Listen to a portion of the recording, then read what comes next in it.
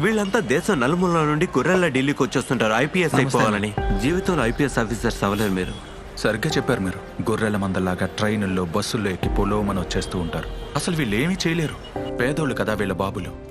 ఒకరు కూరగాయలు అమ్మితే, ఒకరు ట్రక్ నడిపితే, ఇంకొకరు రోడ్లు ఊడుస్తుంటారు. మండే ఎండలో చెప్పులు లేని కాళ్లతో పొలంలో కష్టపడి వ్యవసాయం చేస్తారు మా నాన్నగారు. వాళ్ళు తమ పిల్లల్ని మీ బాబుల్లా ఖరీదైన స్కూల్లో కాలేజీల్లో చదివించలేరు. వాళ్ళకి డబ్బులు కట్టి కోచింగ్ ఇప్పించేంత స్తోమత ఉండదు. కానీ మీకు తెలుసా, వాళ్ళెప్పుడు ఒట్టి చేతులతో రారు. ఏదో ఒకరోజు ఐఏఎస్ ఐపీఎస్ అవుతామనే దృఢమైన లక్ష్యంతోనే వస్తారు.